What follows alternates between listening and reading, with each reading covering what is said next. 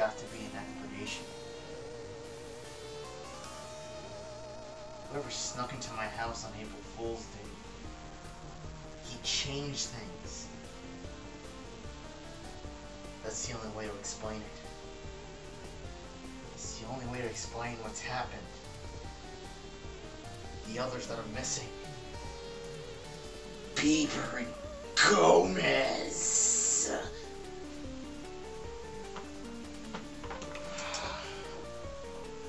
I have to fix things. The only way to do it is to use the one thing I hoped I wouldn't have to use. Space dimensional, kinetic, Elam, portal expressway. It's the only way to be done. I have to fix this. I will save the Gomez! And the others, I guess. Yes. Yes. Yes.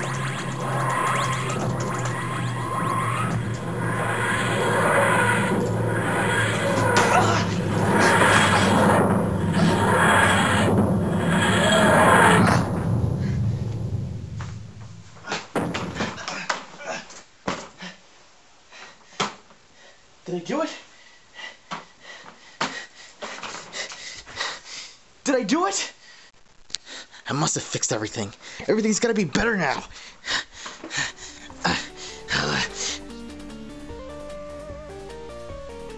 God damn it! If I couldn't break those two up, what the fuck did I do?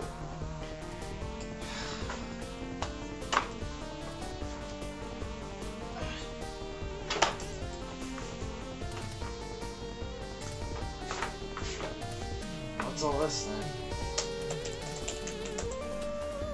Oh. Well. How about Subrick back? Could be worse. Could be Matt. Good enough.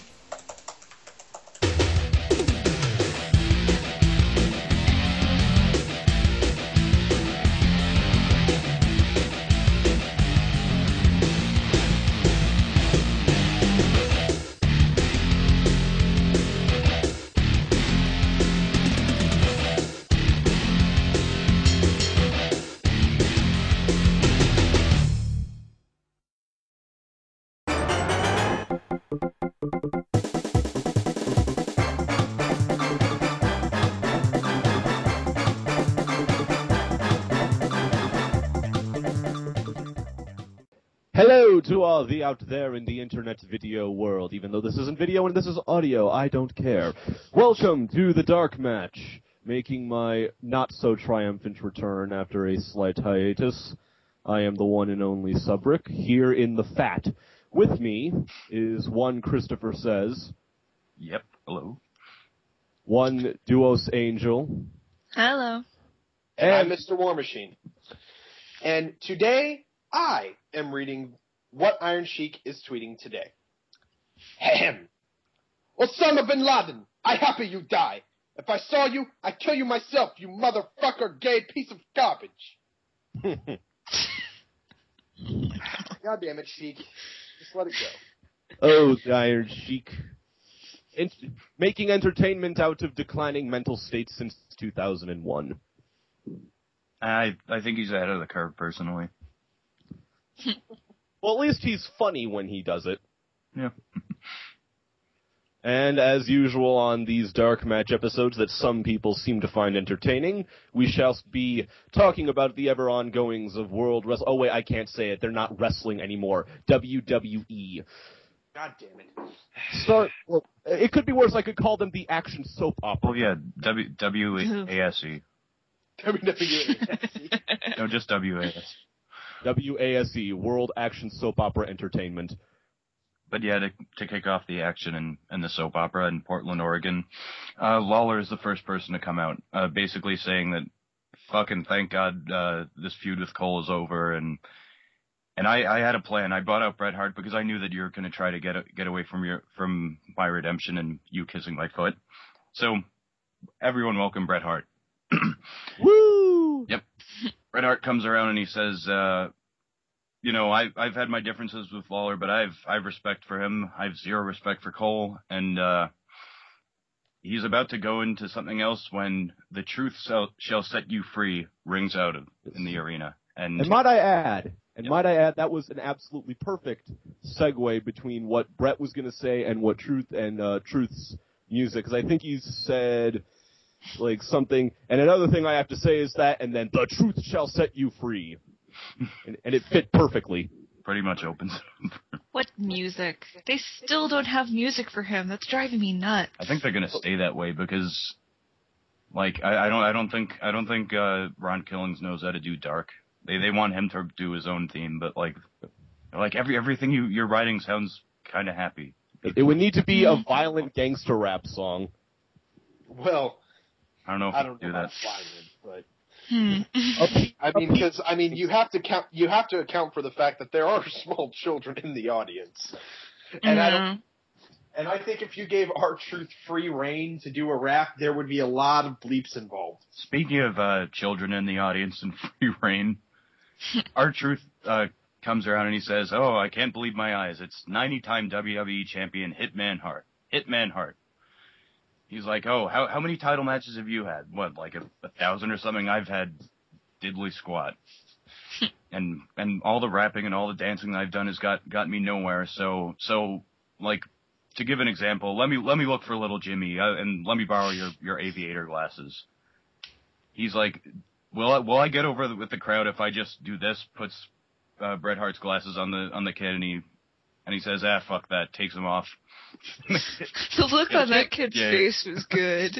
Yes, he just had this wide-eyed look of, I did not think that was going to happen. Yes. And actually, little thing about earlier, he does have theme music. He has the Vladimir Kozlov theme music. But all they need is a spotlight and bill him from Russia, and then. But Truth goes on to say that he has voices in his head. They counsel him and understand, and they're telling him to beat up a Hall of Famer. To that, Bret says, "Well, I've got a lot of title matches because I'm the best there is, the best there was, you know. You haven't gotten any because you're just a lunatic." And Truth, not wanting to be disrespected, says, "Don't disrespect me." But before he can go on, Cena comes out.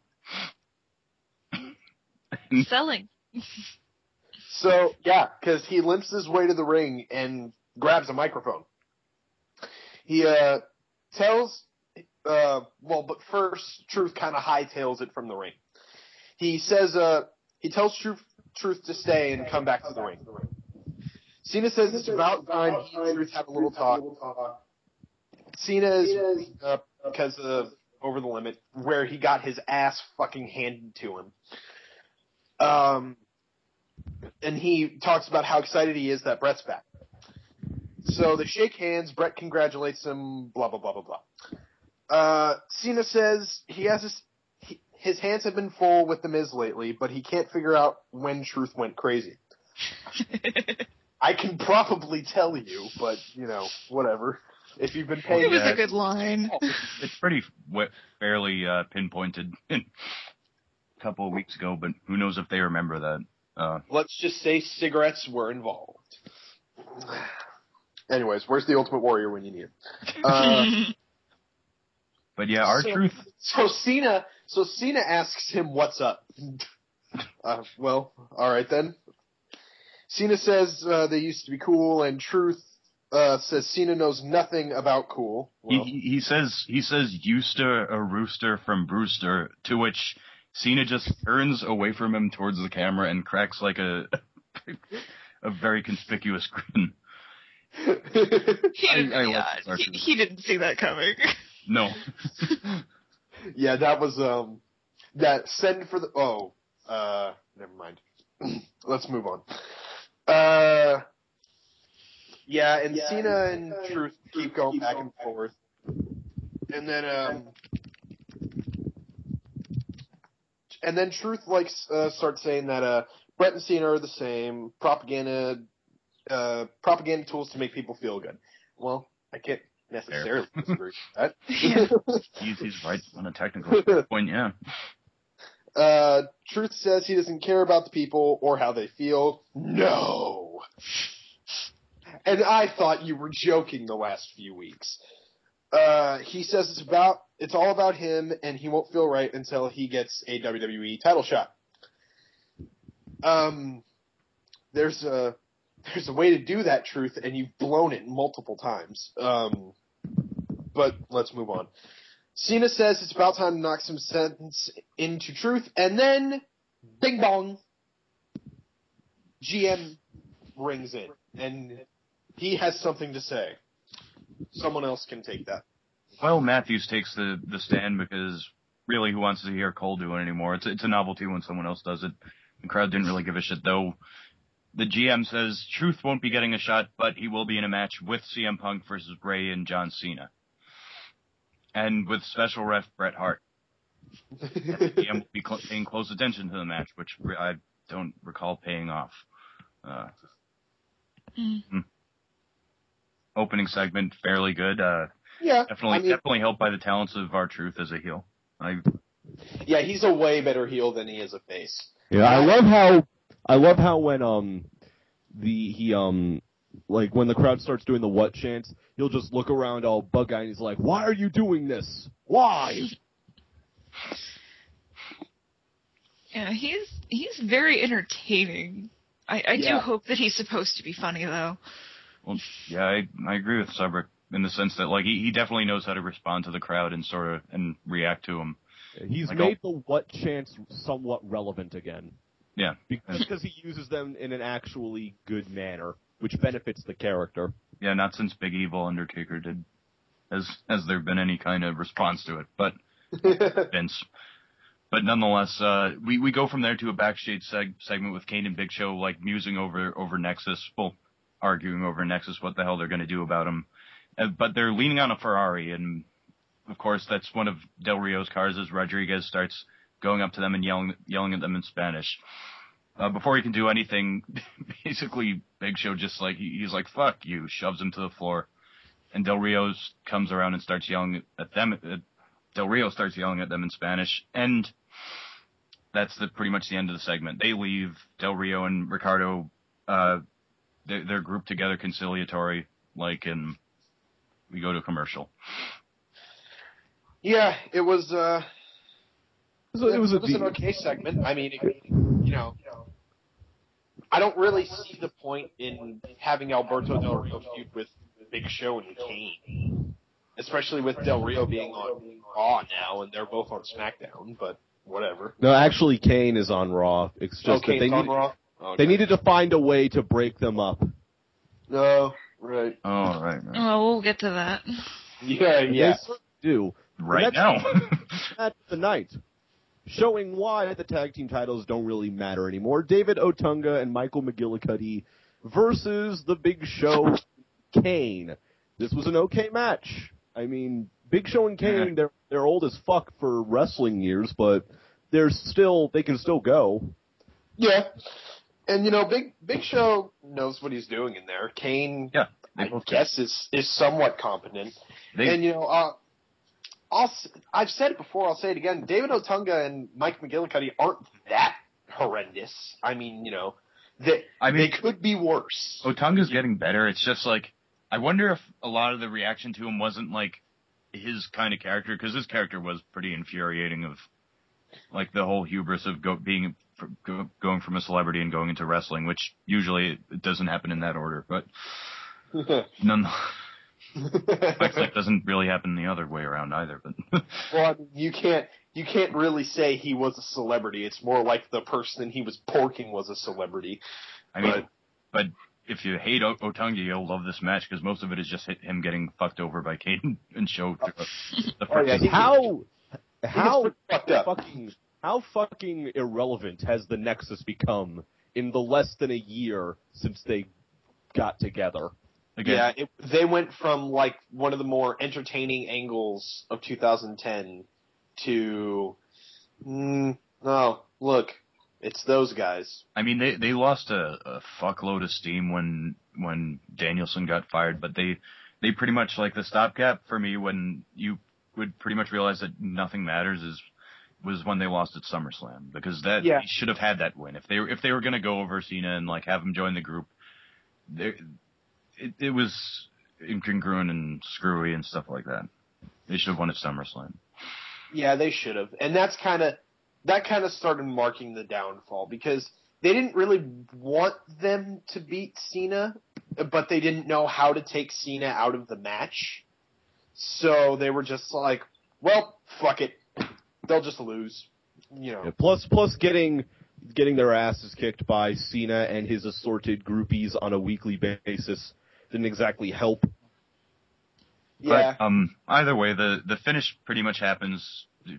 Even though their steam has kind of died, they're still trying to build them up as, like, sort of cunning. I mean, they fucking lost their tag match, the other pair of them over the limit. But nonetheless, the finish happens when Show and Kane get sort of separated, and Big Show is about to have Otunga and McGillicuddy in the double choke slam, but Kane from the outside with the ref distracted gives him a kick to the back of the neck. Otunga and McGillicuddy give him a double DDT, and we have new tag team champions. Boom. Ooh. Couldn't have happened to the left.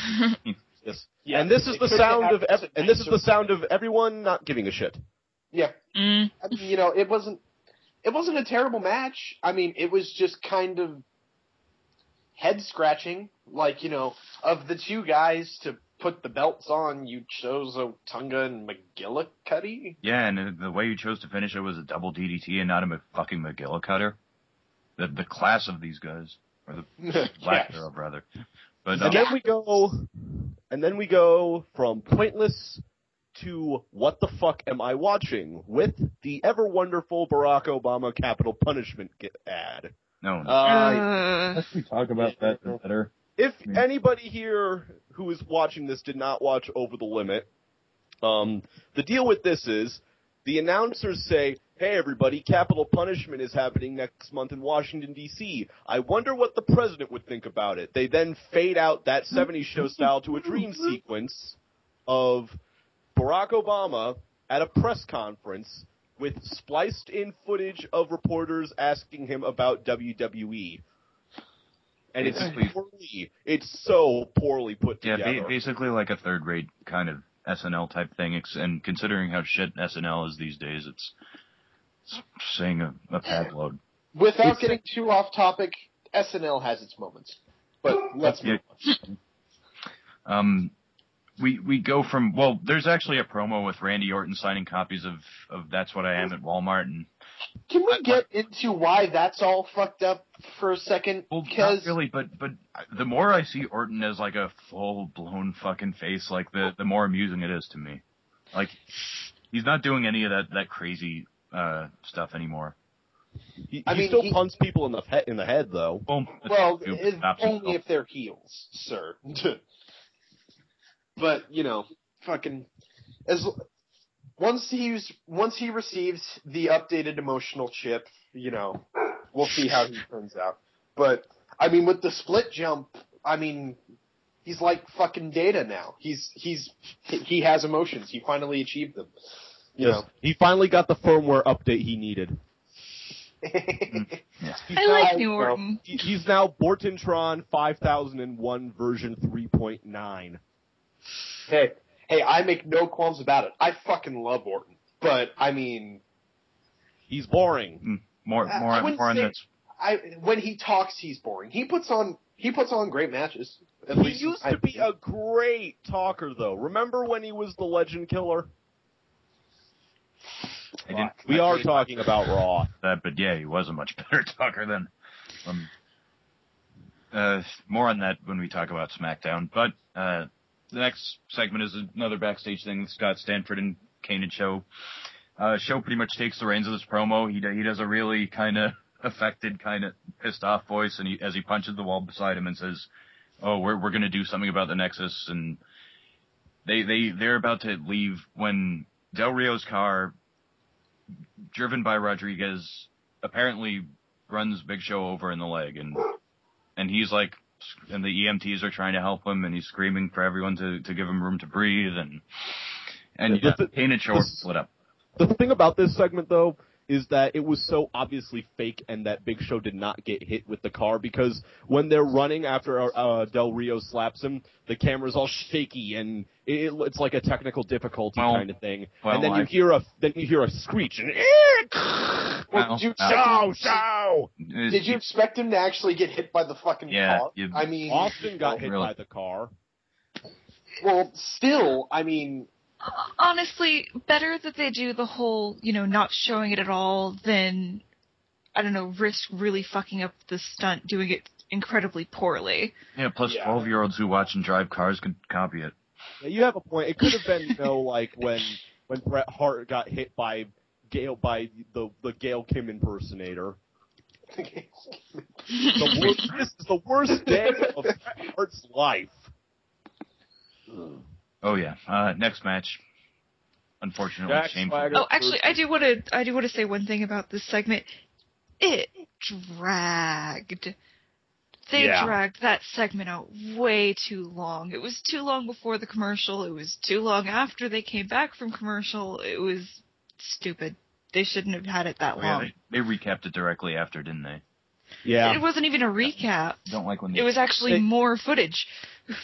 It was a continuation. It was Big Show trying to stand up. Mm-hmm. And considering what they said on SmackDown about Big Show's injuries, it seems kind of unlikely that he'd be able to stand up, but we'll get to that when we get to SmackDown. Mm-hmm. Next up, Jack Swagger versus the perennial Funaki of modern WWE, Evan Bourne. Ooh, except he's not like he has any talking segments. Yeah. He's not SmackDown #1 announcer. Well, that's what made Funaki bearable. I mean, I was a child when that was happening, but I fucking loved Funaki. Maybe it was because of how fucking over the top it was, but, even when he lost. It's because it was Kai and Tai. Because Kai and Tai, they would come out, they'd be like the bad Hong Kong action movies. They'd, have somebody speaking over the intercom for them.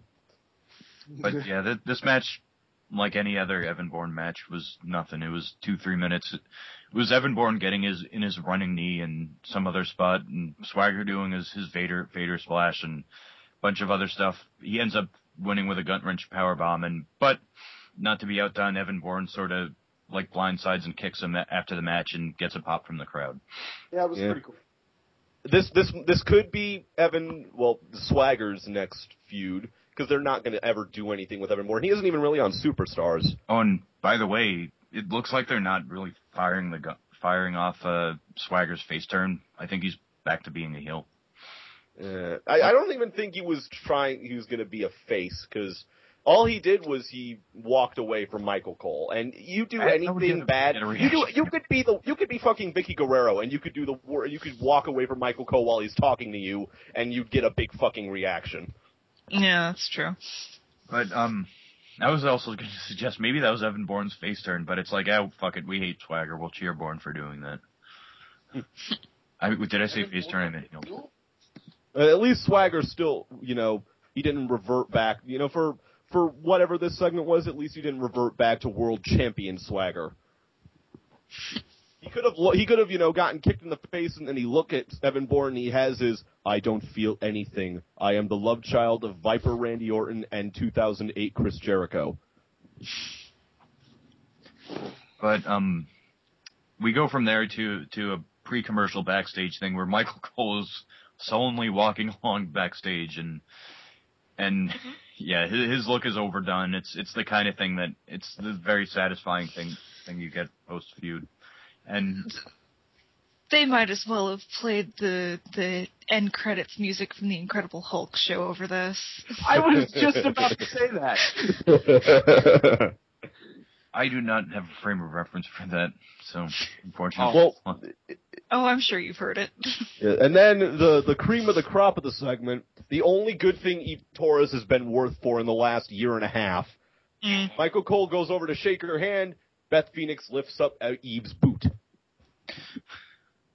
But yeah. And Cole continues to have the look that he had when The Rock punked him back in February. Sad Cole. That is what it looks like indeed. Yeah. Speaking of The Rock, they mentioned that Fast 5 has made over $500 million worldwide. Woohoo. I hear it's a good... But I hear I hear conflicting things. I've heard mainly good things about it. Most of the good things actually have been The Rock's performance. Yeah, I heard The Rock was good in it. Well, he's a good actor. He's just been saddled with a lot of bad stuff lately. Like, he had the Doom movie, which was garbage. He had The Tooth Fairy, which shouldn't even be an idea for a movie. It's like a bad parody on Mad TV. Well, I'll be perfectly honest. Doom's entertaining in its own right, because that movie is so fucking stupid. It's hilarious. I mean, it was a complete missed opportunity, because all you had to do was just film The Rock for maybe 90 minutes, just killing fucking aliens, and you would have made $100 million. Exactly. But, they had to try to throw a plot in there, and, it's just... Doom was a giant missed opportunity, but it's entertaining in its own right. Let's move on. Yes. Justin Roberts brings out Michael Cole, voice of the WWE. He says, Cole comes out, I'm sorry for all the stuff that I've done. I just don't, no more coal mine. I just want to be back here with you, with my supposed acquaintances. I believe he says he wants to come home. Finally, the Cole. Finally, the Cole has come home. But the fans don't buy any of this, of course. Understandably, they chant "You suck toes." I mean, he looks like a kicked puppy through all of this. I mean, And he's like, "Lawler, I'm sorry," and Lawler's like, "Oh, I've got something for my Christmas cards. Look at the shot of you kissing my foot." He's like, I have something else for you. Altoids, sparkle, sparkle. You're gonna need a lot of these. Altoids sponsor WWE. And then for most of the show afterward, Cole is is neutral, but then he reverts right back to his heelishness at the end, which he carries to SmackDown. Oh yeah, he carries it. Thereby making his sort of neutral turn entirely pointless. Yeah, well, fuck it. I mean, I expected it. I expected him to try and, not be super heelish for a while. I figured it would at least last an entire show. It lasted all of about. Him to try and kick ass. It lasted all of about 45 minutes. But I don't think they were really alluding to anything. Like they just like I think he was just saying, I'm not going to steal the spotlight anymore. But he certainly does that on SmackDown. Yeah, but I mean, if he's just going to be a heel commentator, then fine. But like, I don't think there will be enough talking about himself because the feud is pretty much, there's nothing for them to talk about. There's no hint of them continuing it. Yeah. I mean, Over the Limit, the first half of Over the Limit when he was doing the commentary, that was the most unbearable commentary since Alex Riley and Michael Cole called a match. It was literally just the Michael Cole show on commentary. Hey, everybody, look at me. I'm going to beat Jerry Lawler. He's going to kiss my foot. Yeah. Putting himself over while putting everybody else down. Yeah, well, hopefully we won't be getting any of that anymore. But I beg to differ. The whole thing with Cole has no real conclusion, but Miz's music hits and he enters with Alex Riley. Enter the segment of the night. Yes, the crowd is pretty much chanting "You quit," and Miz looks completely pissed off, and he says it's fucking Riley's fault. He screwed up my well-laid plan by leaving the tape recorder on the mat outside. Yes, both times it was Miz's fault, mind you. It was his fault that he didn't throw the belt out of the ring, and it was also his fault that he didn't think to put the tape recorder somewhere where the rep couldn't find it. Yeah. Like up his ass. But either way, Miz says, I demand the GM chime in and give me a match. I'm going to wait here and not do anything until I hear word from the GM. And no, this wasn't as effective as when Chris Jericho did that. But nonetheless, the GM... Yeah, the GM calls and says, denied, not giving you your match. Miz turns to Riley, you're fucking useless. I gave you a contract. You wouldn't be in the WWE without me, blah, blah, blah. Yeah, and then he mushes... Miz mushes Riley's face and basically tells him to shut his whore mouth. And And so he just, Miz rambles on with cliches, you rode my coattails this, if it wasn't for me, you'd be nothing this. And then Miz fires Riley. And then, but before that, I almost forgot. Before that, Riley says, well, I'm not the one who said I quit. To like this big kind of like, oh snap moment in the crowd. And then like, that's when Miz fires him. And then Miz like pie faces Riley again. And then fucking Alex Riley turns into New Jack. He just starts without the knife shit out of the Miz. And it was possibly the most entertaining segment of the night. What was one of the most... Go. For any, like, beatdown, for any, like, kind of revenge or like, comeuppance beatdown, like, anyone just completely exploding, this is one of the most intense I've seen in months. Oh, yeah. Like, it's just... mainly because it was just so shocking. Because we didn't really expect Riley to do anything. And we then, just expected... If we expected anything, we expected Miz to kick his ass. Yeah, and then say he's fired. But to have, like, the fucking 180 spin on that and then have Riley just beat the fucking shit out of him was shocking. And, a well-executed swerve. and the crowd loved it. Oh, my God. This went over amazingly well. They started chanting Riley's name just almost immediately. Oh, sorry. Oh, no, I'm done. I thought that was a sign of the end of days. Alex Riley had gotten over. Holy shit. All he had to do was whoop the Miz's ass. Who knew? This is a good enough heel for that to happen. If Riley wasn't on SmackDown, though, this could have led to a very, very good Miz-Riley feud.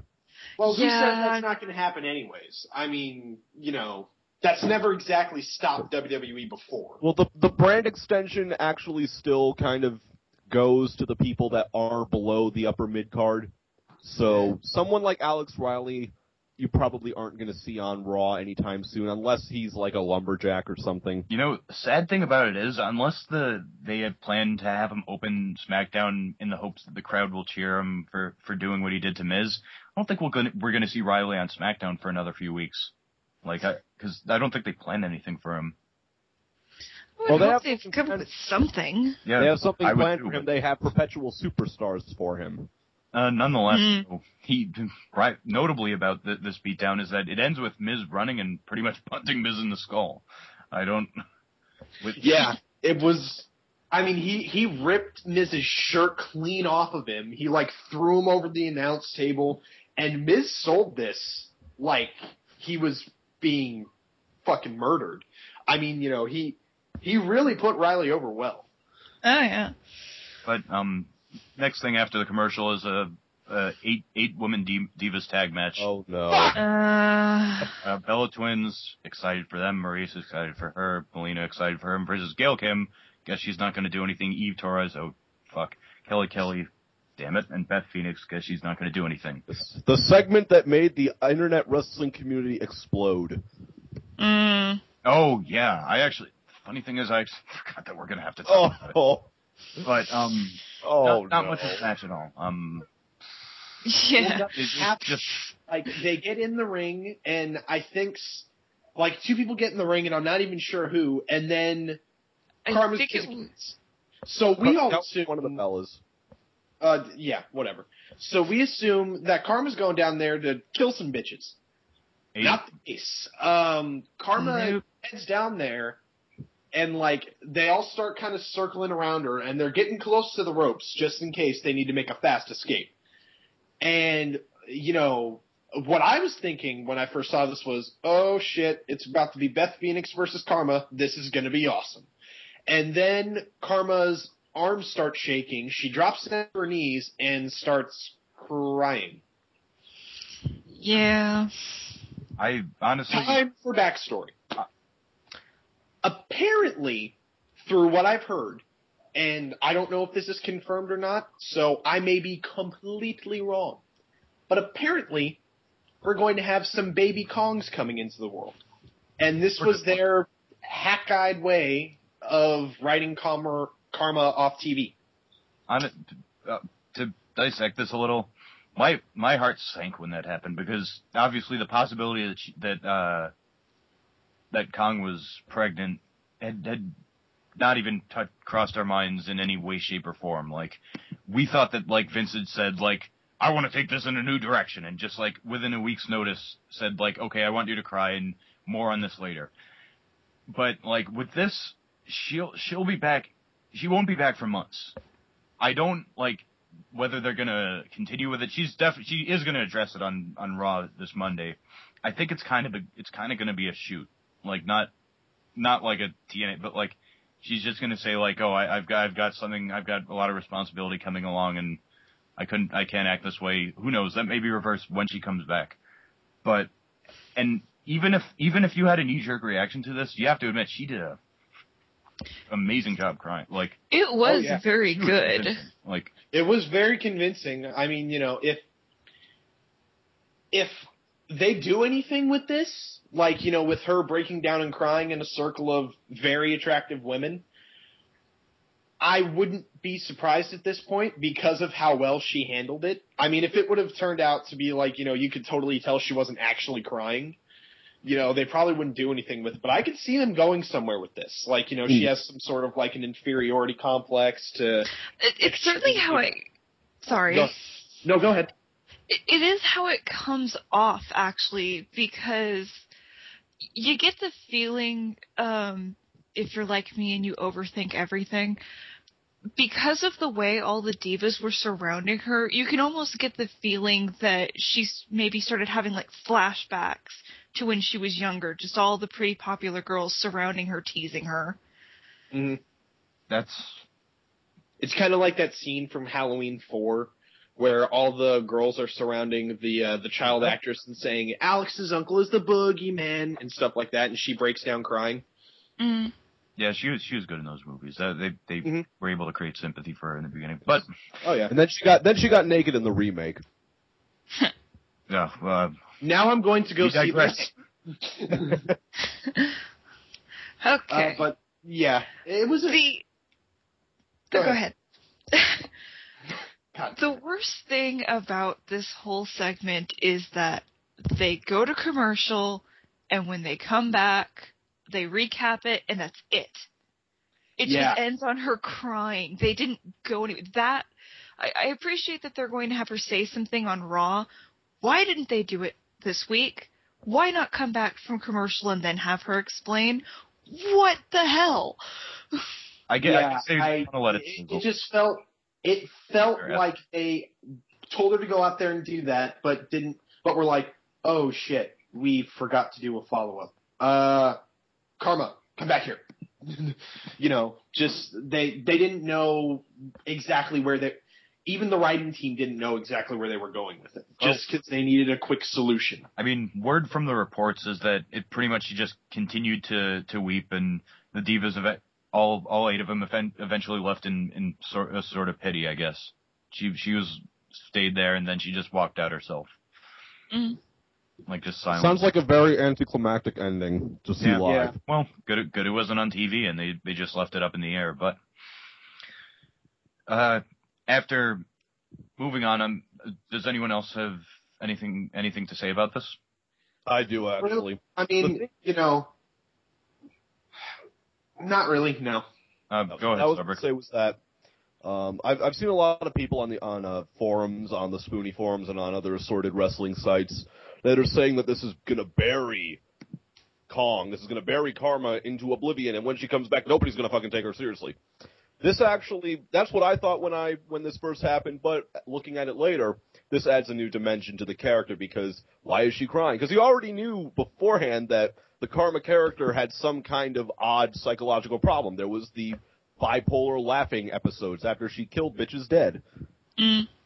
Yeah, kind of like very noticeable mood swings, but that's not what people want. You see, that's the reason why Karma is quote unquote buried. They don't want character development. They just want to see Kong kill a bitch. Yeah, but that might have worked on the independents, but it doesn't work in WWE. Well, not even, like, also in the independents TNA, like, eventually she's gonna have to have longer matches rather than just, like, effectively being someone who could just subdue someone within 5 seconds. When you consider the Diva roster in WWE, most of those matches are just going to be clothesline, implant buster, bitch is dead. The only matches that she could really drag out would be from Beth Phoenix and Gail Kim. And maybe Melina. Maybe Melina. Sure, I'm sure Natty could do something, but... and Natty. Forgot Natty. I'm sorry, they don't show her that much anymore, so I can't really... Well, they show up on Friday. We'll get to that. The next match we have is after a recap from Extreme Rules when Kofi won the title, as if we need any more of that. We're in a 9-title match between Kingston and Drew McIntyre. Drew McIntyre comes out, and he has the most extravagantly, big pyro. Just all these, scattered, small missiles. And it's do you guys remember the beginning of Iron Man when Tony Stark's pretty much shows off his new weapon? It looked... I didn't see... I've never seen the first Iron Man, so I wouldn't know. It reminded me more of Shelton Benjamin's pyro. Oh, his I was never familiar with, so... But nonetheless, it was just very weird, very abrupt. People are sort of saying that, he broke up with Tiffany, so they're giving him some more concessions. But, decent enough match. I have nothing against either performer, and although they did do this feud last year.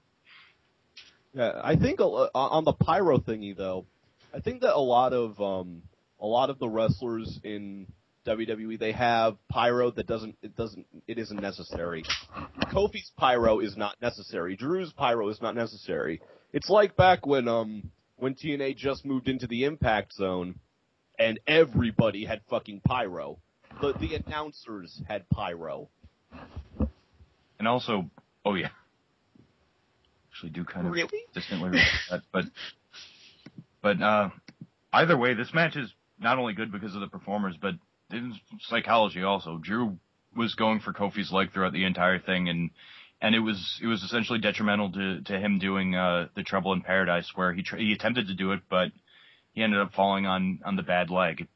Although Kofi does have another finisher, which he uses. He uses the SOS Ron High on Drew, and he gets the win. No word if this is gonna, or no indication if there's gonna be a continuing feud. But what did everybody else think? It was a good match. Yeah. I mean, Drew is somewhat getting some sort of reaction. I mean, most of the crowd is still sort of like we get hammered over the head with him, and they're still like, who the fuck is Drew McIntyre? He looks like somebody that my 5-year-old created on SmackDown vs. Raw last night. See, he was much more interesting when he was, kicking the shit out of Finlay and going, the pot is over. Although back then he didn't have the awesome music. Yep. Even though it is just turn the page. I don't know though. The whole thing about the party being over, that led to one of the best internet jokes, which very much applied to him last year. But everyone knows that. So among a bunch of backstage segments, one of them is Dolph Ziggler and Vicky Guerrero watching the non-title match on TV. So I guess that's the next feud he's going to have. And Dolph Ziggler now has bleached hair again. Yay! He doesn't have his interesting haircut, though. At least it doesn't look like there's a mound of feces underneath the blonde, like at WrestleMania. Mm. But he's still, even with the blonde hair, he still has, the Ted DiBiase haircut, and he still looks like somebody created on SmackDown vs. Raw. Not even SmackDown vs. Raw. He looks like somebody that, how the old wrestling games like WWF Attitude, you would just pick from pre-made character models? Yeah. It's like that. That's what, guys like Jackson Andrews and new Dolph Ziggler and Ted DiBiase, they all look like WWF Attitude created wrestlers. Yeah, Ted DiBiase needs to do himself a favor and grow a goatee, and I'll begin to see the resemblance, but I'd start doing an evil laugh. But yeah, I don't trust his birth origin. No, I'm kidding. I don't trust his. He's nonetheless generic.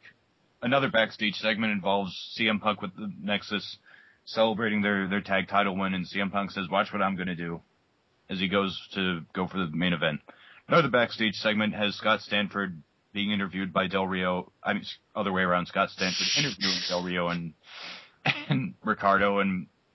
Oh, no, just Del Rio. It was just Del Rio. Yeah, Del Rio pretty much says, "That wasn't me, that was Ricardo. No one hold me accountable." You know, I honestly really believe that they intend to make it where Del Rio really doesn't mean it, because, you know, going back to the original segment with Big Show getting hit by the car, if you look at Del Rio, he's obviously angrily screaming at Ricardo, wondering, you know, like, what the hell are you doing? Get the car off of him. Well, yeah, basically, you know, in a sort of way of don't fuck this up anymore for me. Like, I've already lost numerous shots, and don't make us both look bad. Yeah, and then on this interview, he was trying to do his usual, you know, talk big, just, Big Show totally had this coming, but he seemed very upset by the whole thing, very disturbed.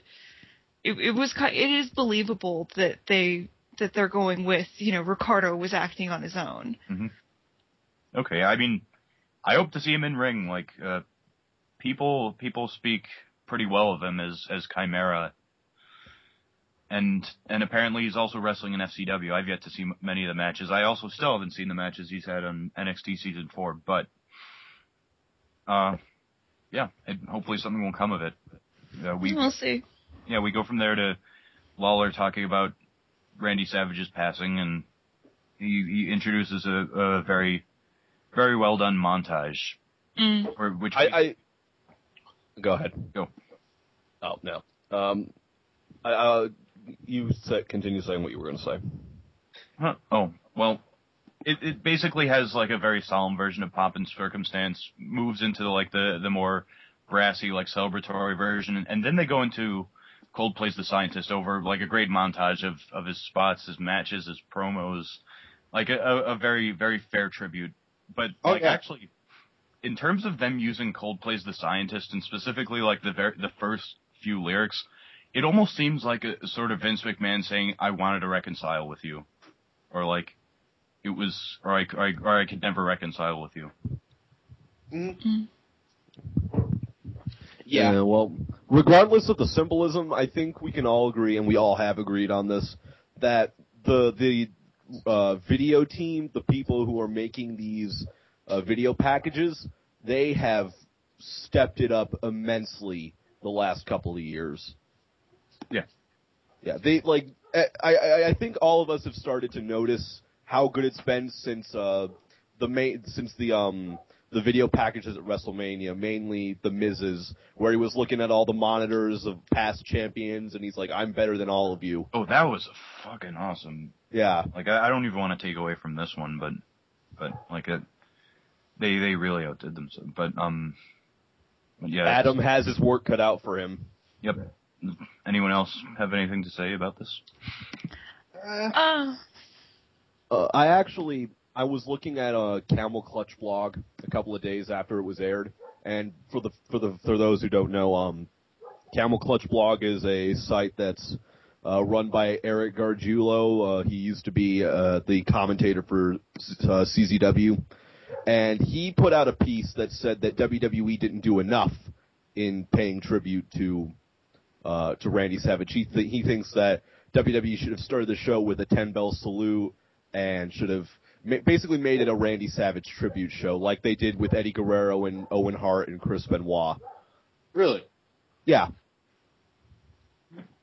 I mean, I can see where he's coming from. I can perfectly see where he's coming from, because when you look at it in the entire hour and 40-something minutes that Raw actually has without commercials, all they had the In Memory of Randy Savage at the start, they had the video package, and they had CM Punk, a bad guy who lost, dressed up in Macho Man's tights.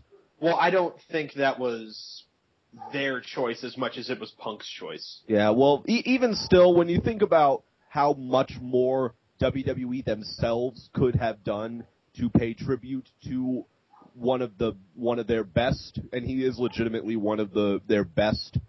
It seems kind of too little. Yeah, I mean, I can see where he's coming from, but I mean, okay, they didn't do a Sherry tribute when she died. They didn't do was it Moolah who died? Yeah, Moolah died, right? I think she was the one who died. They didn't do a Moolah tribute when she died, and they didn't do a Kowalski tribute when he died. Granted, Kowalski is a little bit more obscure, but still, Moolah and Sherry were, I'd say, fairly popular during their time in WWE. But Savage, they don't compare to Savage, though. Well, still, but you could say the same thing for them. I mean, and they didn't even. Yeah, I mean, with Sherry, I do agree that Sherry should have been done. I mean, they just threw the In Memory of in the middle of the show, and then with Moolah, considering what we know about Moolah and how she would pimp out her wrestlers, her women. Well, we don't know if it's factor. Well, a lot of the people from back then have pretty much confirmed it. Not to mention all the shit that she pulled, the screwing over Wendy Richter, and I mean she just seems like a very made up legend. Yeah. I mean that and the whole fake 30-year title reign. Yeah, I mean, I guess I can see where he's coming from, but we can't really spend our time discussing what ifs. Yeah, it wasn't our decision. It was Vince McMahon's decision, and none of us are Vince McMahon. If Big Dick Johnson would have had his way, it wouldn't have happened at all. So, fuck Big Dick. But he lives up to his name. He is a big dick. I actually do have one thing I want to say. I unfortunately, I barely knew who Randy Savage was.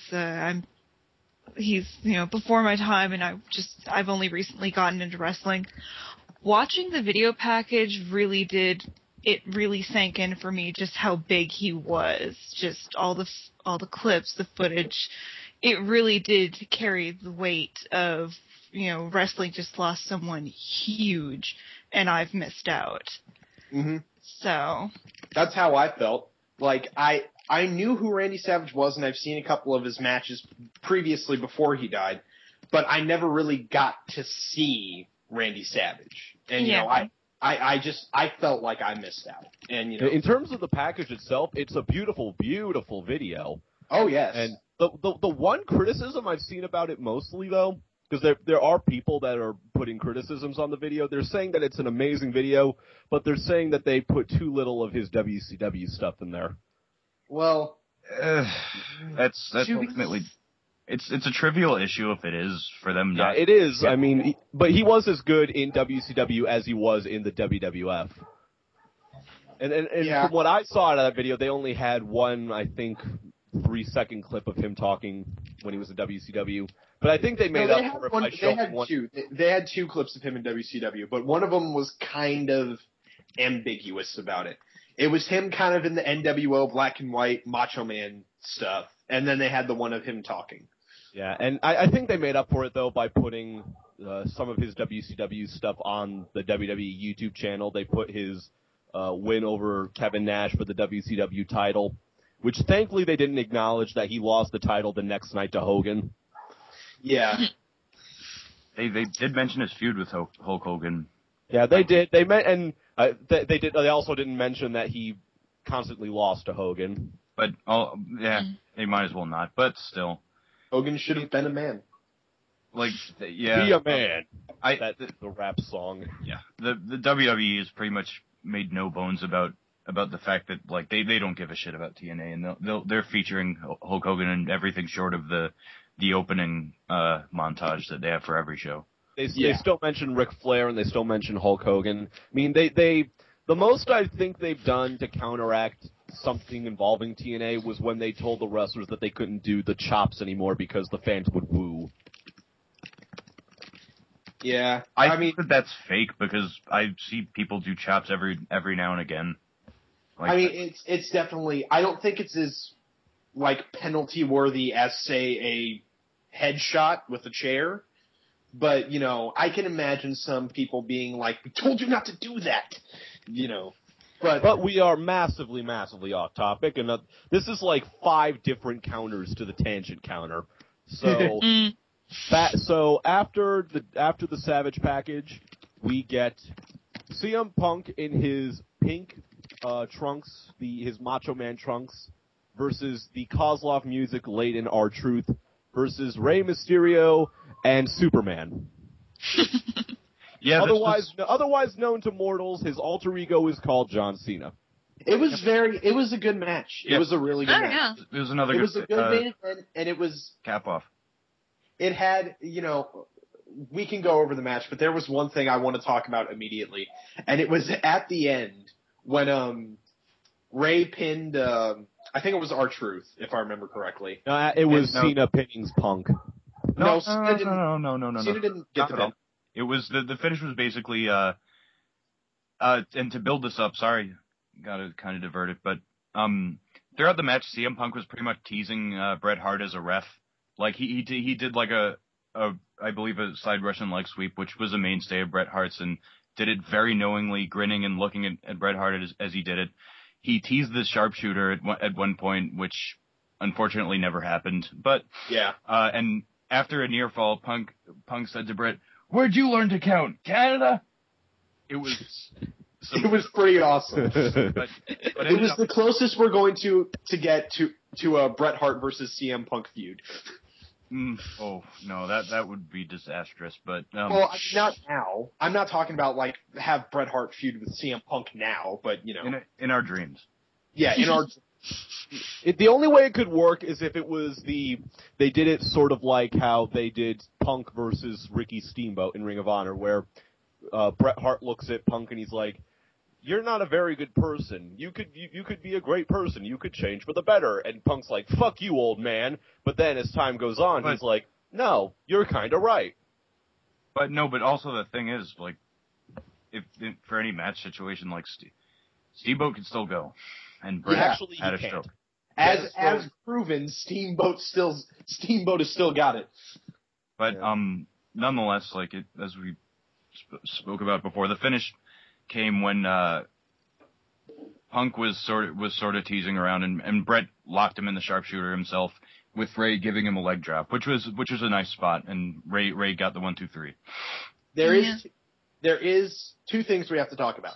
One is when CM Punk went up on the top rope, and he went to do an elbow drop, and that was really cool. He did the same thing in Over the Limit. Oh, he did? Yeah, he did the same thing in Over the Limit. He missed it Over the Limit too. Then maybe I was thinking of Over the Limit then. But and then at the end, and I just thought this was kind of funny. Bret Hart counts the pin, and Cena runs in and does this like sitcom like jump in the air, and all he needed was like a freeze frame, and then just roll credits. Yes. And you that would was have Days like, Gone you know, Live.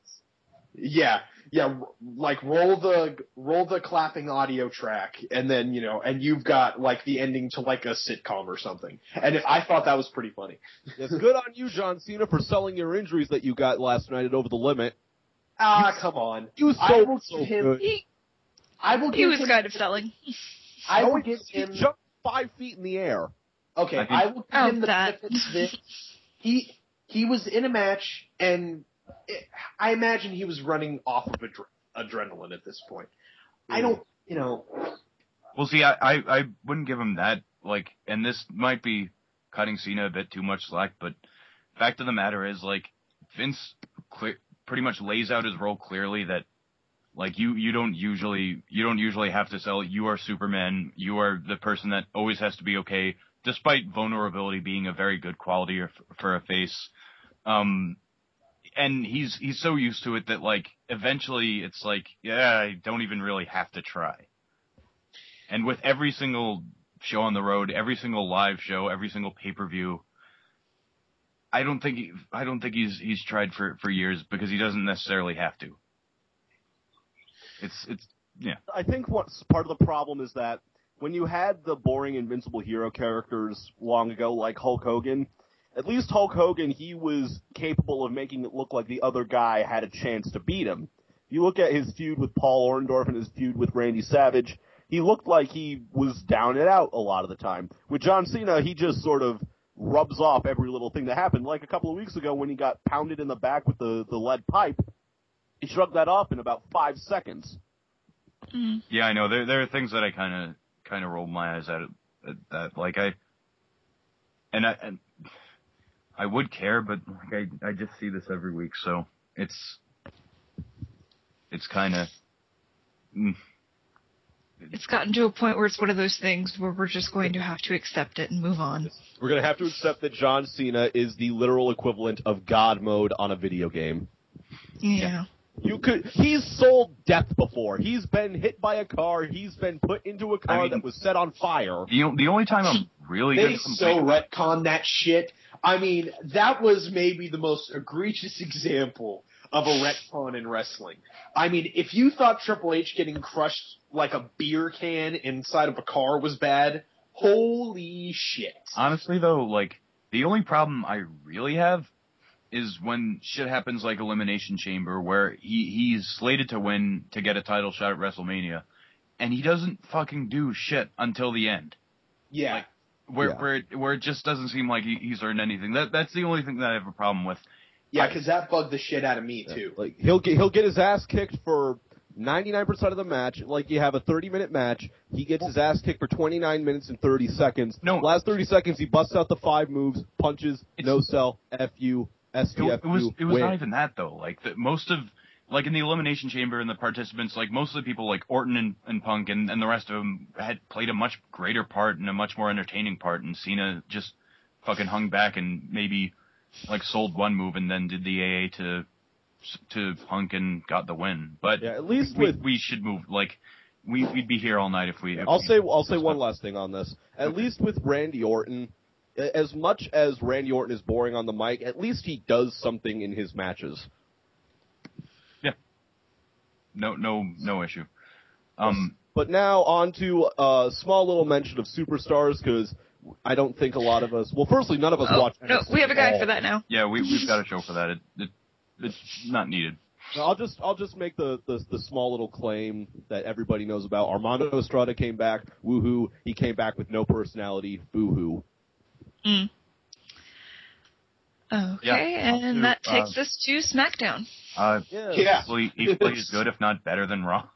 I mean, I'd say SmackDown is probably the smarkier show, and we got a lot of good matches out of it. Like, exactly. It was awesome. There's some they've been putting I made this claim on the forums earlier today. For as stupid of a reason as WWE decided to take wrestling out of their name, they've stepped it up by putting more wrestling on the shows. Well, it's pretty much like, it's just the whole, like, surrounding WrestleMania period where the brand extension is fucked, like, the shows interlock, and they don't have their own feuds, they don't have their own kind of matches. SmackDown has gone back to normal, where they have usually 3 damn solid matches every week. Actually, real quick, and I feel bad because I was among the people who've moved us on, but as is being pointed out by our fearless leader in the chat, anyone who is interested in hearing about Superstars, NXT, and Tough Enough, watch Jobbers Need Love 2, The Arrow Show. Coming this fall to NBC. Oh, it's already on. Oh, it's just people don't notice it, kind of like Superstars. But nonetheless, could be worse. Ouch. Could be like NXT where nobody watches it. Yeah. Now we can move on. Yeah, we start SmackDown off with Randy Orton and coming into the ring and introducing himself, saying he's still the world champion. Before he could elaborate, Christian interrupts him. And he said, I don't want to spoil your moment, even though I did.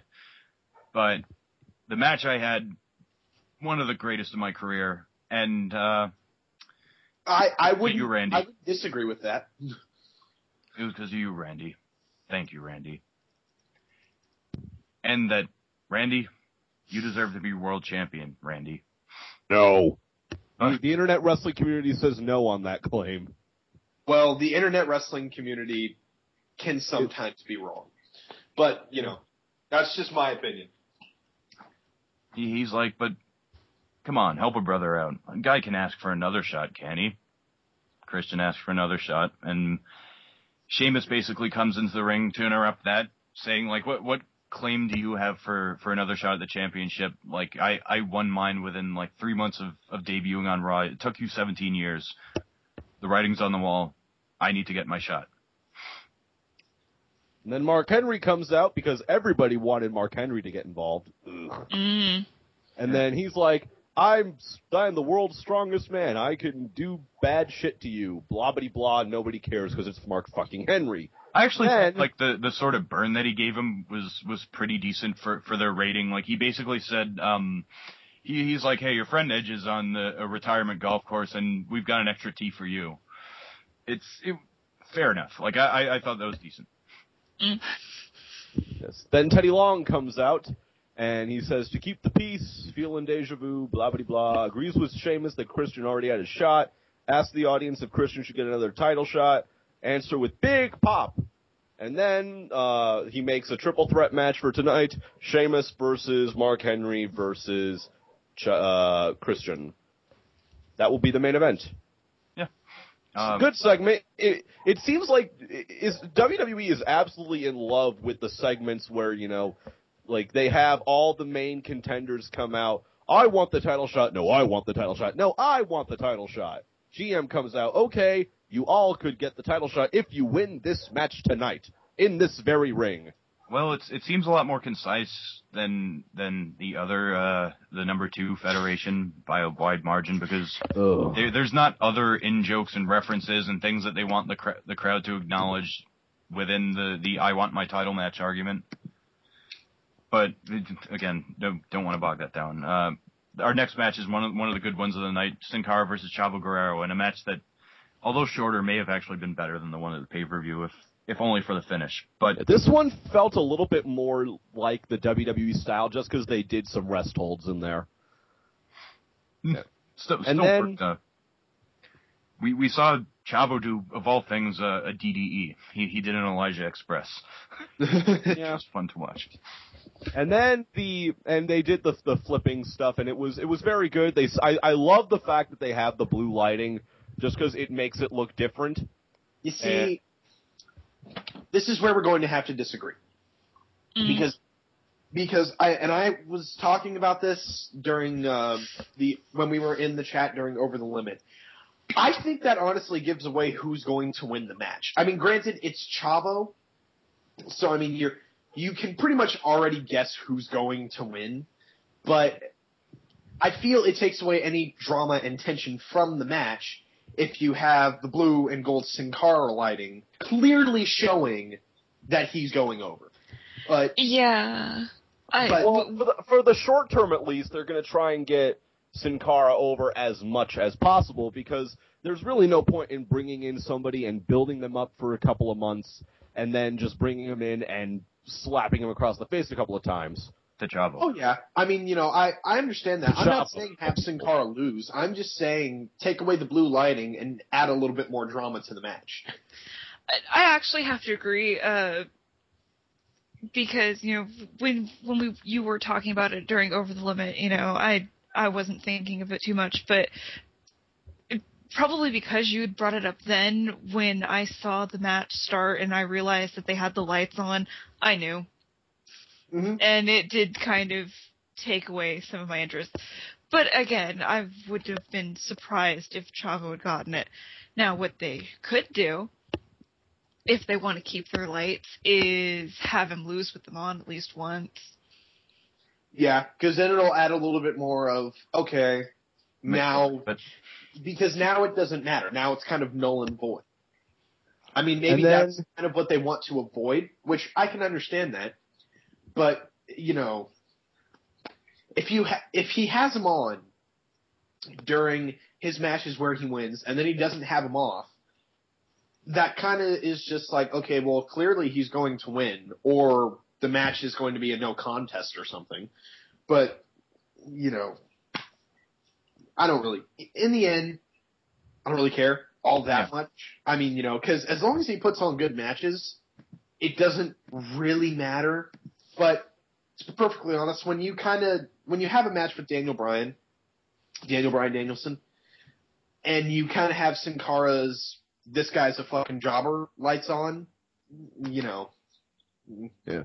But then for the finish of the match, we have Sin Cara tries to do La Mystica, but Chavo is too close to the ropes. And you can very clearly see on the tape that he is going for the armbar, but lands too close to the ropes for it to happen. Honestly, like, I thought that they did this intentionally because he didn't try to do, like, multiple rotations with the head scissors, and I actually kind of think just from, like, one kind of head scissors, like, rotation to like, going around him, twirling around him to just, like, the armbar takedown, it could work for a sort of high-impact pinning move.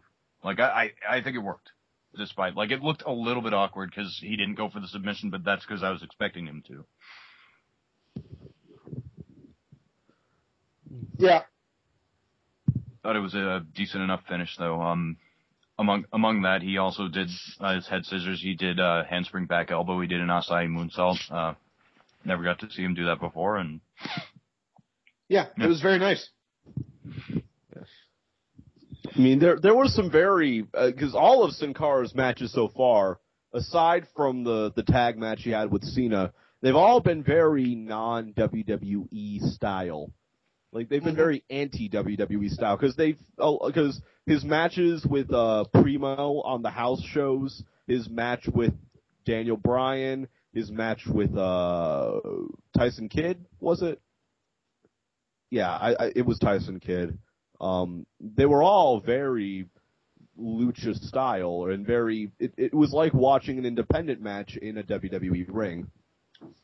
Speaking of that, like, in terms of creative offense and sort of defying expectations of people's usual spots, the next segment features our next awesome match of the night.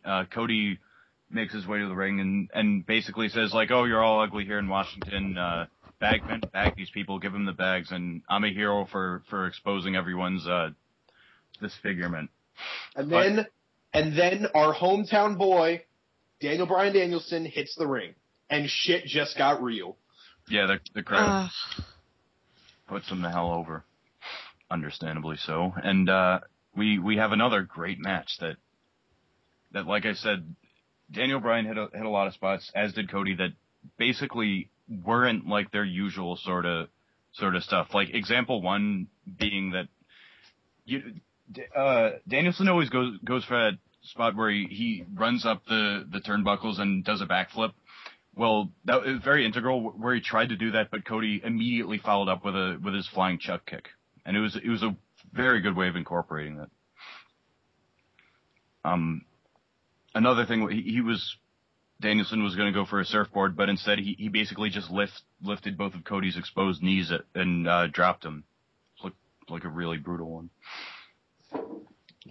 It was an awesome. And then, with Daniel Bryan's win, the IWC now sees him not as a jobber, but as a very low mid-carder. Yeah, he puts Cody in the little bell lock, and fucking Cody immediately taps like a little bitch. Oh no, yeah, he tapped before the crossface was locked. It was like, wait, is he doing the STF? Am I watching a Cena match? Because it definitely happened to someone before. Oh boy. Just tangent, I'm reading this, the text box. This is ridiculous. Honestly, I wish I'd been paying attention to that. But let's keep going. Yeah. Yeah, that'll be a blooper. Okay. Afterwards, Rhodes attacks Bryan and headbutts him with his fucking face thing, his mask. And essentially Rhodes just proceeds to beat the fuck out of Bryan. And then at the end of it, he puts a bag over Daniel Bryan Danielson's head. effectively setting up a feud between the two, which is going to be fucking awesome. Yes, it is. I cannot wait. Yeah, I'm very much anticipatory of more shit like this. I really hope they give Brian a little more time on the stick, just because he needs it. Well, yeah, it's like it's great to see him great to watch matches with him, but if they're not going to give him personality, then there's really no chance that any connection with the crowd will last long. Yeah, I mean, the thing is, in ROH, and pardon me, I'm going to go on a slight tangent here. In ROH, the way you would differentiate between heel Brian and face Brian is face Brian would follow the code of honor when they would still institute it. And heel Brian just wouldn't follow it. So that's how you knew whether he was face or heel, and that's how the crowd knew whether they should pop for him or boo him. Moving on to something a little bit more iffy, but nonetheless amusing. Wow, fucker. I wasn't even done yet. Oh, you weren't? Oh, I'm really sorry. Ass. Here, he doesn't have that, so he has to talk, and he doesn't really know what to do behind the stick. Which, I guess if they gave him a little more time, or tried to help him with that, he could get good with it. But now that he's working with Cody, who delivers excellent promos, get funky. I really hope to see an evolution of Brian Danielson behind the stick with this feud. So now you can move on, Christopher says. Okay, yeah. Antsy motherfucker. A little bit more iffy segment. A little bit more iffy match between Heath Slater and Ezekiel Jackson. And the only thing that I look forward to with Zeke Jackson's matches is the inevitable 5 scoop slams, which didn't happen. So much that I often wonder if he actually did do 5 scoop slams, but they edited it in post. I hope so. Slater, new tights and all, gives him a flurry of offense as he would, but that isn't effective because Zeke's on fire. And Zeke would win, but Barrett attacks him. And after the match, there's this huge brawl tease, but the 3 members of the core end up on the outside of the ring with Jackson going through the ropes. Which is fun. Yeah, pretty much. It's Barrett's well played, Zeke. Well played.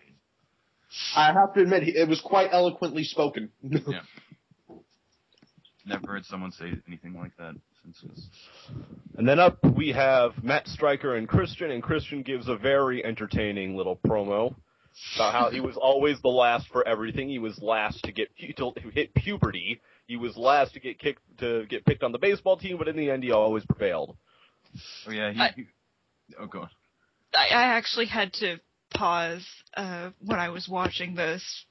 I was laughing. It was just too much. Yeah, but he actually puts it he was always picked last for kickball, but he became a 4-time CKC. You know what that is? Canadian kickball champion. Matt Stryker's taking it back. Yeah, that just happened. Yeah, that would be where I paused. Oh, God. I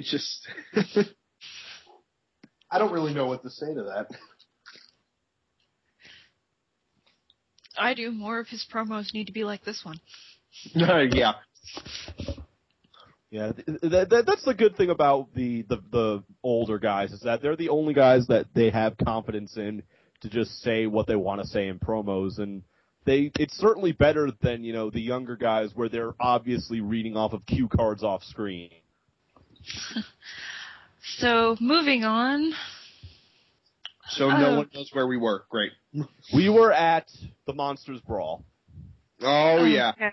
Why exactly did they need to name this the Monsters Brawl? They didn't build it up beforehand, and it had 3 minutes. Because why not? Well, yeah, obviously. So, throwaway match, Kane wins, blah-de-blah.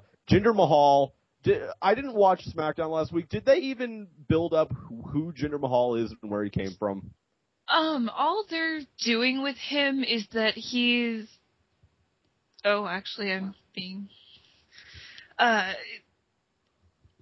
they've basically been just showing him as some sort of authority figure that Kali takes very seriously and is listening to, but I don't know if they've actually come forward and really explained him. I think most of it's just based off of what we can observe. Yeah. I agree And with so all that happens with Jinder Mahal. He comes out and he's yelling at him in Indian, and then he slaps him. And Ranjan Hindi. I don't think Hindu is a language. Hindu is not. Hindi is. Hindi. Well, whatever. But as I was saying, Jinder Mahal comes out and he starts yelling at him, and then slaps him. Ranjan gets pissed off, and then he gets by script.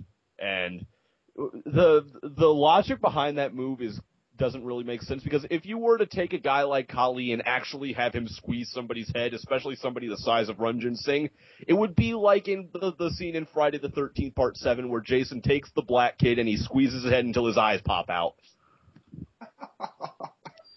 Well, it can be argued that Kali knows how much pressure to use to get the results he's after. Then again, he has killed someone, so. Yeah. I mean, Yeah, he killed Gunnar Scott, remember him? Let's not talk about Didn't Kali. think so. Let's not talk about Kali. But Kali isn't Cena. Kali knows how strong he is. And, we don't have to worry about Kali killing somebody.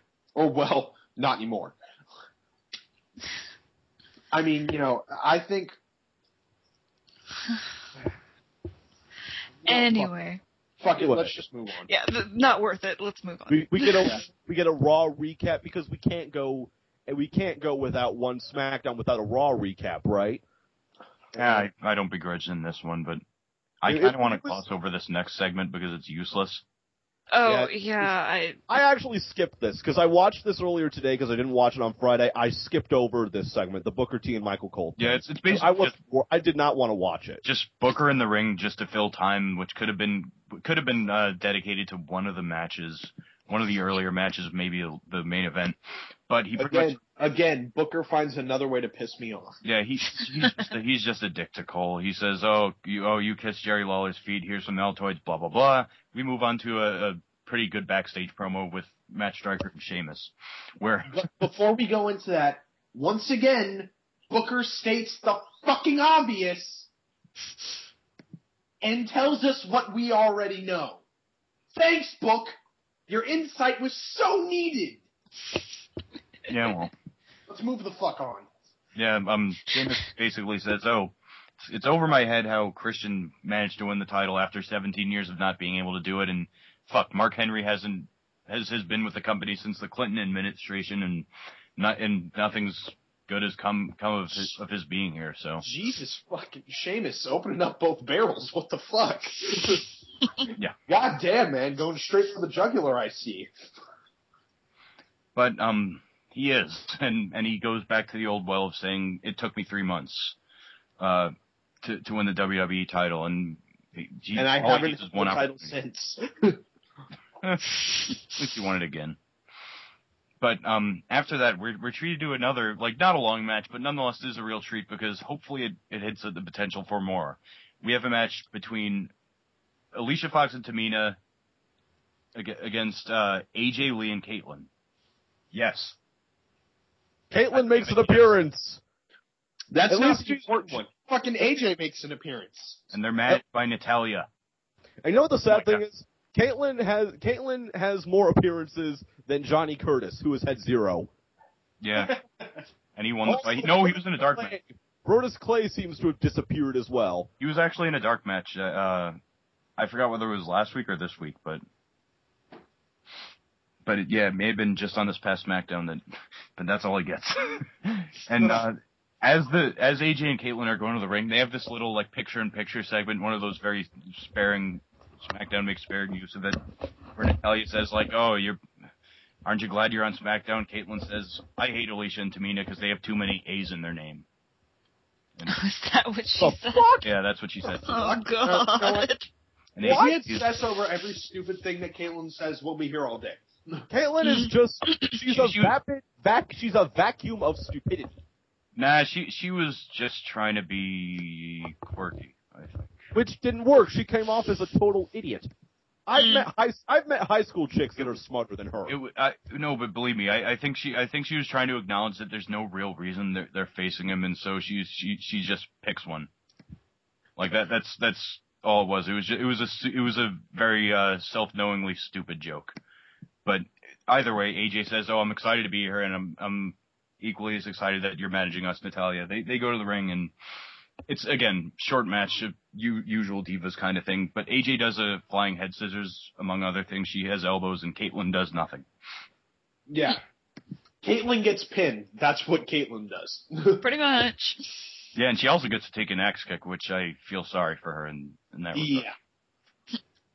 At least when Booker did it, he did it safely. But moving on from that, we get Matt Striker and Mark Henry, and I think it's that this whole promo came off as really forced. It just really came off as forced to me. Like they were trying to force that Mark Henry is a big bad dude. Which doesn't work because, you can't be a bad guy after you have Leprechaun danced with Hornswoggle. Yeah. Basically, the segment is Henry tries to antagonize Stryker by suggesting that Stryker's suggesting that he's stupid. And fair enough, we go from there to the main event after they do the tribute video to Savage again. And again, got awesome main event. Matched up to, if not better than the one on Raw. In a rare instance, Mark Henry was actually a big guy instead of trying to move around. And yeah. Yeah, before this they did the Randy Savage package again, which was same as good. We already covered that. But then the triple threat, good match for the time it got. It should have gotten more time. It only had about 10 minutes. Yeah, but for what it was good. They used it. They used the 10 minutes well. Yeah, but they could have, if they wanted to be smart about it, they could have just gotten rid of the filler Booker T. Michael Cole segment, which contributed about nothing and served as more of a bathroom break than the Divas match did, and given this match the 5 minutes that segment got. So we would have had another very good 15-minute SmackDown match, which they've been on a roll with because most of the SmackDowns since last year's WrestleMania have had at least one very good match on it. Yeah, but either way, there was a quote-unquote like controversial finish where it's well into the match and Christian ends up hitting a spear on Sheamus. But Mark Henry having antagonized Orton towards the beginning of it, Christian is trying to pin Sheamus, but the ref is too busy worrying about Randy Orton interrupting and giving an RKO to Mark Henry, which that's kind of fucked up for Orton being a face. And the ref counts it to a near fall for Christian, and Christian's well pissed. He takes it up with the ref. The ref says, "I was trying to deal with Orton." Like you could very much hear him say that. But he ends up turning around to a bro kick, and Sheamus is our number one contender. But that actually kind of came out of nowhere to me when I was watching it, because I don't, maybe it was just me, but towards the beginning of the match, there were at least 2 points where Sheamus takes a bump and he's just like dead. So there's a prolonged period where it's just Christian and Mark Henry. So I honestly thought Christian was going to win. Yeah. Because it didn't seem like they cared about Sheamus. He was barely in the match. Leading up to a fatal 4-way at Capital Punishment. Yeah, because we thought, they didn't mention it specifically in the beginning of the show. We thought that this match would be number one contendership for the pay-per-view, but it's not. It's next week. Sheamus. Which gives us hope for Christian versus Randy Orton 3 Capital Punishment. Oh, it'll happen. Oh yeah, it's gonna happen. Who else would they put in there? Mark fucking Henry? Well, yeah, I mean, the problem that SmackDown has is they tend to get raped of their heels. Very, very much so during the draft. Because all of SmackDown's heels are either really, really good or they're Mark Henry. And, you know, and it's just, and you either, like Alberto Del Rio was by far best heel in the show, maybe even best heel in the company at this point, gone to Raw. And now he's feuding with fucking Kane. If they wanted to make the trade-off for that, they should have brought R-Truth over to SmackDown to fill that void, because he's as good, if not better, than Del Rio is as a bad guy. Well, you see, they play two completely different heels, though. See, because Truth is very much a psychotic heel, whereas Del Rio is just a rich punk. He's kind of like I'd say he's like Ted DiBiase, but you kind of get the idea that Ted DiBiase made his fortune, which is why he's like that. And whereas Del Rio just kind of inherited everything, and he's always kind of been like fed everything, which is why, you know, like which is why he deserves the World Heavyweight Championship and shit like that. Yeah, this is not the best way to put it, seeing as, you know, Del Rio's, you know, a bit old for this kind of title, but Del Rio is basically playing a rich brat. Yeah. You know. Yeah, I'd agree with that. But yeah, so during this match, right before the first commercial break, Randy Orton comes out and he sits by the announce table for no real reason other than to get involved in the finish. Where Mark Henry pie faces him. He runs in after he spends 5 minutes selling getting pie faced. And then it's more, let me just get the joke out of the way. It's still more selling than Cena does in a whole night. Oh, there. But boo. Too soon. But then Randy Orton jumps in the ring and he RKO's Mark Henry, who is knocked out dead. And then as the ref is trying to get Orton out of the ring, Christian spears Sheamus, goes for the pinfall. Ref is distracted, gets over, counts 2, no go. Christian argues with ref, bro kick, 1, 2, 3. Sheamus will become the number 1 contender. Mm-hmm. And not a single fuck was given at that moment. Yeah. I would like to add one thing. Orton very much had a look of, oh, damn it, that's not what I wanted to happen. He did look kind of regretful that he had just fucked Christian over. Yeah. Ah, fuck. Wrong guy! God damn it! It's like we all just said, it's gonna be Christian versus Randy Orton at Capital Punishment. So it'll either be Christian versus Randy Orton, or it'll be a 4-way with Mark Henry and Sheamus and Christian thrown in there. Everyone cross your fingers for Orton Christian Part 3. Yeah, I mean, both of their matches so far have been amazing. Mm-hmm. Oh yeah.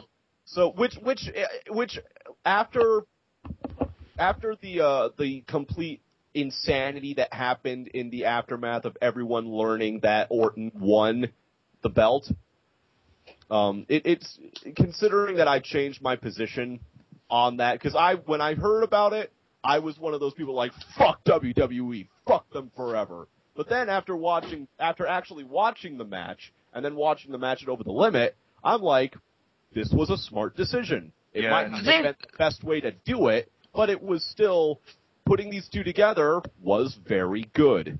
They've made it worth our time. They've made it worth the initial disappointment. It's not like they could have pulled the TNA and just had, Christian never fucking challenge for the belt again, and then he goes on to wrestle on Superstars forever. Yeah, but they're keeping him in the main event. I don't think they're going to put the belt back on him just because of all the reports that say that Vince doesn't think he has any worth in him at all. But is Vince fucking blind? I mean, remember the last 5 or so years, Vince has lost it. He has totally lost it. Well, also, there's still like the whole tendency that like even if people get over, they have to get over by him. Like it has to be which is why somebody like like Drew McIntyre, who consistently gets zero reaction from the crowd. He gets less of a reaction than Rob Conway did. He's still, for the longest time before, Tiffany said that, you had to suck dick to get good in the Divas division. Before that, Drew was getting pushed all over the place, and he was almost going to win Money in the Bank. But now, ever since Tiffany opened her big mouth, which is not the only thing her mouth has probably done, that was a Jim Cornette line. I could perfectly see Jim Cornette saying something like that, but I digress. Yeah. Ever since Tiffany opened her big mouth, Drew has been, he's losing on Superstars, for fuck's sake. Yeah, but... Yeah, if you're the guy who's losing on Superstars... Yeah. But... To kind of sum it all up for me, they mercifully made the Sheamus Orton match next week as opposed to a pay-per-view, because... I still don't have much hope for a good Orton-Sheamus match, because all the matches they had have been really bad. Like, their match at Hell in a Cell was bad. I didn't think it was... It was mediocre. Like, I didn't think it was horrible. Granted, it's been a long time since I've seen it. But I didn't think it was absolutely dog shit terrible. Okay, then, so what's everybody's thoughts on this week in WWE as a whole? Actually, I do want to add just one last thing. I'm gonna play the optimist on the whole, Christian, whether or not he'll be getting the belt back. It's very obvious that the only reason why he got it in the first place is because they needed the belt on SmackDown. They had to rush, his push was very much rushed so they could get things where they needed them. We could be looking at him proving himself to Vince right now. So I'm going to remain optimistic on that. Yeah. I could see both theories, to be perfectly honest. I'm kind of up in the air about it. Mm. Plus he only got the belt because it was a feel-good moment for Edge. Yeah. And that's most likely at Extreme Rules the last time we're going to see Edge on WWE TV for a long time. So, Which is fair. He won't fully go away, but he'll be around at times. He'll have like what Ric Flair was after he retired the first time. But he obviously is never going to wrestle again. He might just be he might come as an announcer dude. But what did everybody else think of WWE this week? Solid week.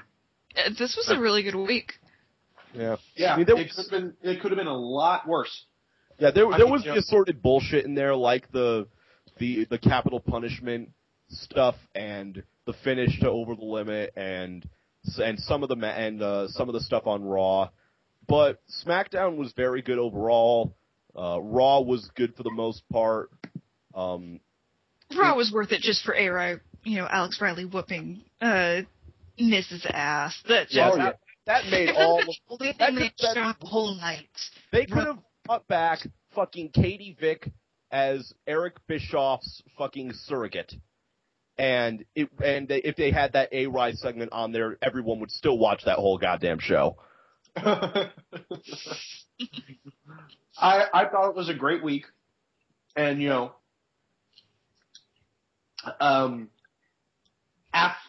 see, the thing is, I worry my opinion gets tainted on WWE because I have to watch both promotions in 1 week.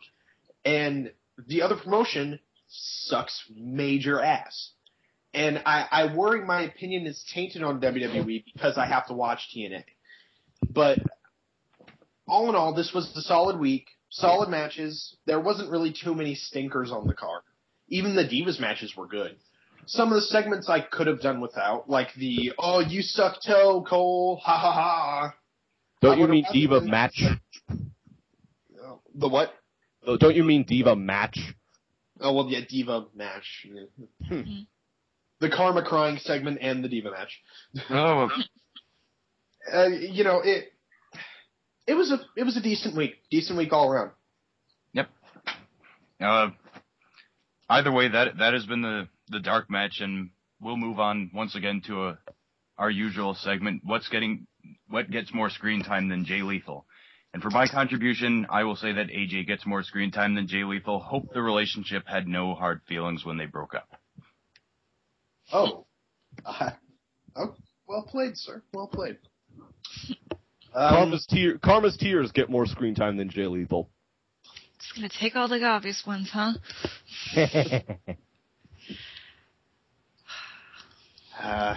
Fuck. We need to find a good way to segue out of this. Christian's Canadian Kickball Championships get more screen time than Jay Lethal. Caitlyn got more screen time than Jay Lethal. Okay, you only get one. The EMTs got way more screen time than they deserved, and more screen time than Jay Lethal. Nicely done. And with that, ladies and gentlemen, this has been the Dark Match. I'm your friendly neighborhood Mr. War Machine. I am Christopher Says. I'm your token chick duo's Angel. And I am the fat man himself, Subrick. Adios for now. Good night and good luck. We're all gonna need it. Cue music!